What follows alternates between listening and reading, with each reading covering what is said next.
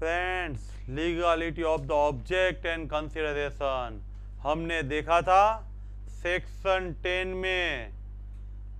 All agreements are contract if they are made with free consent, competent person, lawful object, lawful consideration. हम जो contract करते हैं उसका object भी lawful होना चाहिए, उसका कंसिडरेशन भी लॉफुल होना चाहिए। कोई बंदा है वो दारू का दुकान खोलने के लिए गुजरात में दुकान रेंट पे रखेगा तो उसका ऑब्जेक्ट लॉफुल नहीं है। कोई बंदा है वो गेहूं लेने जाएगा, सामने एक बोतल देगा दारू की, तो कंसिडरेशन लॉफुल नहीं है। ऑब्जेक्ट भी लॉफुल चाहिए और कंसिडरेशन भी लॉफुल चाहिए। यहां पे हम इस सेक्शन में कौन से कंसिडरेशन लॉफुल है एंड कौन से कंसिडरेशन लॉफुल नहीं है वो हमें लर्न करना है। Consideration of object of the agreement is lawful unless करके बोला है। नीचे दिए गए कंसिडरेशन ऑफ ऑब्जेक्ट लॉफुल नहीं है, उसके अलावा के सब कंसिडरेशन ऑफ ऑब्जेक्ट लॉफुल है। सबसे पहला पॉइंट है फोरबिडन बाय लॉ। सभी पॉइंट डिटेल में आएंगे, हमें एक एक पॉइंट देखना है। लॉ ने जो काम मना बोला है, लॉ ने जो ना बोला है, वो काम आप करोगे तो वो अनलॉफुल है। गेमलिंग इन गुजरात अनलॉफुल है, वो आप करोगे तो लॉ ने मना बोला है। लॉ ने पनिशमेंट डिक्लेयर किया है, जिसको लॉ अपराध मानता है, वो फोरबिडन बाय लॉ है। फर्स्ट पॉइंट में फोरबिडन बाय लॉ है। सेकंड पॉइंट में defeat the provision of any law such a nature that defeat the provision of any law। Hindu law Hindu को अप्लाई होगा तो इस पर हिंदू लॉ वो मैरिज, एडॉप्शन सब कुछ कर सकते हैं। कोई भी लॉ ले लो, कंपनीज एक्ट लो, कंपनीज एक्ट में डायरेक्टर्स का रेम्यूनरेशन देना है तो इस पर कंपनीज एक्ट देना है। कंपनीज एक्ट की रेम्यूनरेशन की प्रोविजन के मुताबिक आपको रेम्यूनरेशन देना है। फर्स्ट में फोरबिडन बाय लॉ, सेकंड में defeat the provision of law and third में इज ए फ्रॉडुलेंट। किसी की प्रॉपर्टी को नुकसान पहुंचाना, किसी पर्सन को नुकसान पहुंचाना, that is the fourth. First forbidden by law, second provision of the law, third fraudulent. किसी को आप दगा देके अनफेयर एडवांटेजेस ले रहे हो, एंड फोर्थ में किसी प्रॉपर्टी को, किसी बंदे को नुकसान पहुंचा रहे हो। फिफ्थ में इमोरल काम कर रहे हो, कोर्ट ने जिसको इमोरल बोला है। इंडिया में आप प्रोस्टिट्यूट करोगे तो इंडिया उसको इमोरल मानती है। देह व्यापार इंडिया में अलाउड नहीं है, तो ये इमोरल एक्ट है। Oppose to the public policy, community को, सोसाइटी को, जनता को, हिमांशु उसको हम कभी भी नुकसान पहुंचाते हैं तो वो क्या होता है? Opposed to the public policy। Attention here, very important। Let me see।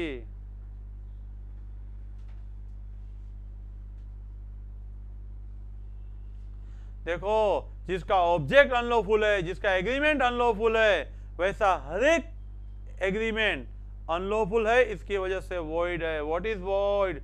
भगवान आएगा तो भी अमल में नहीं आएगा, वो वॉइड है।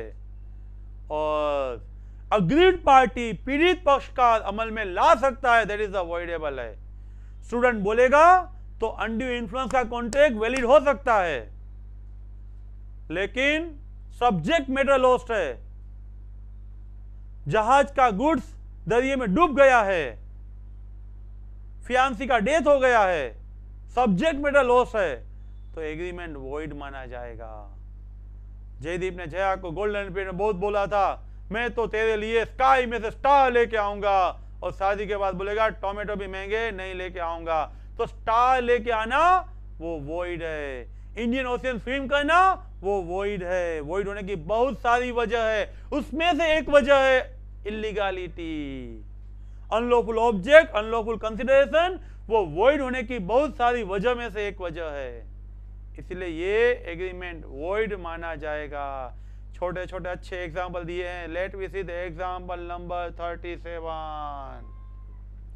देखो भाई, 3 चोर होते हैं ना, वो भी चुरा के लेके आते हैं ना, तो एक दूसरे के पास ऑनेस्टी एक्सपेक्ट करते हैं। कोई ज्यादा लेता है तो बोलते हैं भाई ऑनेस्ट बन, ऑनेस्ट बन।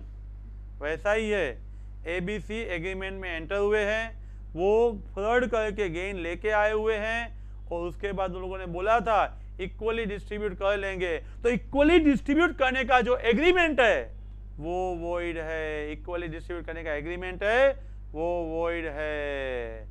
लेट वी सी 38, चोरी करते चुराते एक्स पकड़ा गया, और एक्स को वाई ने जब पकड़ा तब वाई ने एक्स पे कोर्ट में केस डाल दिया, तो एक्स हाथ जोड़ के बोलता है भैया मेरा केस इंस्टीट्यूट तूने क्या है शुरू किया है वो वापिस खींच ले, मेरे छोटे बच्चे में मार्केट में रेपुटेशन जा रही है, मैंने जो तुझसे लिया है ना मैं सब तुझे वापस दे रहा हूं, मैं आपको रिस्टोर कर रहा हूं, सिर्फ मुझे अपना केस वापस खींच के मुक्त कर दे। क्या वापस खींच सकते हो? नो, उसने चोरी की हुई है, उसको सजा मिलनी चाहिए। लेकिन आगे आप ऑपोजिट पब्लिक पॉलिसी में कंपाउंडेबल ऑफेंस में देखोगे, कंपाउंडेबल ऑफेंस वापस खींचे जा सकते हैं। आप दुकानदार के पास गए थे और दुकानदार के पास से आपने कुछ समोसा खाया होगा, उसमें कुछ ब्लैक एलची निकली होगी, और एट दैट टाइम आपने दुकानदार वाले पे स्यू किया होगा, तो आपको कंसिडरेशन दे के बोल पाएगा केस वापस खींच ले। Certain offences prescribe in the law which are compoundable can be return back, वो वापस खींच सकते हैं, उसका लिस्ट आगे आएगा, हम आगे देखेंगे। यहां तो हम इतना ही लर्न किया है कि चोरी है, रॉबरी है, वो कंपाउंडेबल नहीं है, इसीलिए आप मनी वापस दे दोगे तो भी वो केस वापस नहीं खींचेगा तो स्टिफलिंग ऑफ द प्रोसिक्यूशन, कानूनी कार्यवाही में आप रुकावट खड़ी कर रहे हो, इसीलिए अनलॉफुल है। कानूनी कार्यवाही होनी चाहिए, गुनाह किया है उसको सजा मिलनी चाहिए, उसमें आप कुछ भी स्टिफलिंग करोगे, प्रोहिबिट करोगे, उसको रुकावट खड़ी करोगे तो वो अनलॉफुल माना जाएगा। इंडियन कॉन्ट्रैक्ट एक्ट में सेक्शन 10 बोल रहा है हर एक एग्रीमेंट को कॉन्ट्रैक्ट बनाने के लिए आपका ऑब्जेक्ट कंसिडरेशन है वो लॉफुल होना चाहिए। Legality of the object and consideration given in section 10, but in section 23 specifically they gives, वो क्या बोल रहे हैं आपको, जहां अनलॉफुल ऑब्जेक्ट कंसिडरेशन है वो वॉइड है। नीचे दिए गए एग्जांपल है जहां पे एग्रीमेंट वॉइड माना जाता है, एग्रीमेंट वॉइड माना जाता है ड्यू टू अनलॉफुल कंसिडरेशन। ए ने बी के लिए प्रॉमिस किया तुझे मैं पब्लिक सर्विस गवर्नमेंट जॉब दिलवा दूंगा, और बी ने बोला मैं तुझे 1 लाख दे दूंगा। बी कहीं पे भी चले ऐसा था नहीं, ए ने 1 लाख लेके बी को अच्छी जगह पे गवर्नमेंट में जॉब दिलवाने का प्रॉमिस किया है तो वो वॉइड है। Consideration being oppose to the public policy and unlawful, आपको जो जॉब मिल रही है ना वो अनलॉफुल है। बेस्ट क्वालिफाइड पर्सन सिलेक्ट करना चाहिए, not see the own interest, see the obligation given to us. हम जहां पे जॉब कर रहे हैं वहां हमारी जो ऑब्लिगेशन है ना वो फुलफिल करना है, हमारा कर्तव्य फुलफिल करना है, अपना पर्सनल इंटरेस्ट मनी करप्शन नहीं देखना है, देखा है तो वो अनलॉफुल है। इसलिए सेक्शन 23 भी बोल रहा है, नीचे दिए गए जो एग्जाम्पल है जो ऑब्जेक्ट्स है वो फॉरबिडन बाय लॉ है, लॉ ने ये सब काम मना बोला है। सबसे पहला पॉइंट आपने देखा था consideration object is forbidden by law, इस वजह से oppose to the public policy भी हो सकता है। पहले आपको अनलॉफुलनेस देखना है तो फर्स्ट पॉइंट में इतना ही सोचना है फॉरबिडन बाय लॉ, लॉ ने जो चीज मना बोली है वो अनलॉफुल है। सेकंड लाइन में बोला है पनिशेबल बाय स्टैच्यू, जो आपको मना बोला था फिर भी आप करोगे तो आपको पनिशमेंट लगेगी, आपको कुछ हमें पनिशमेंट देनी पड़ेगी।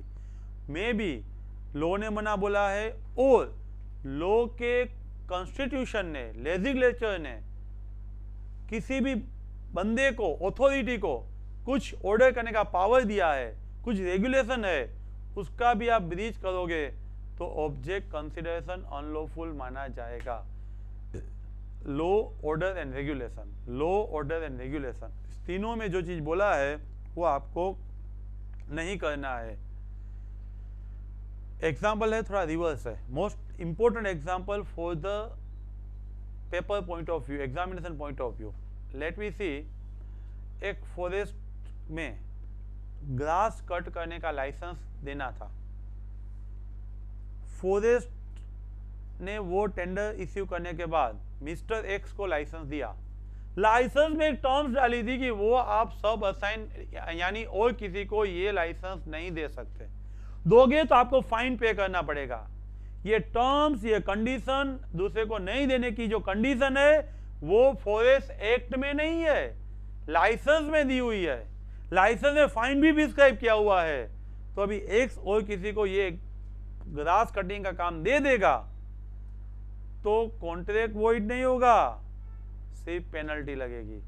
फाइन प्रिस्क्राइब किया हुआ है तो फाइन लगेगा, contract valid because it is not the condition of the forest act but it is the condition of the licence only.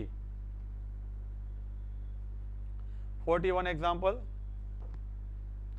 In example 41 17 साल का लड़का, उसके पापा ने लड़की के पापा के साथ मैरिज का एग्रीमेंट किया विथ दहेज, डोवरी। आपने दहेज देने की भी बात बोल दी, तो whether is it valid? Obviously no. In India marriage की एज बॉयज के लिए 21 ईयर है and dowry also not permissible in India. Hence, due to unlawfulness, it is forbidden by law and void.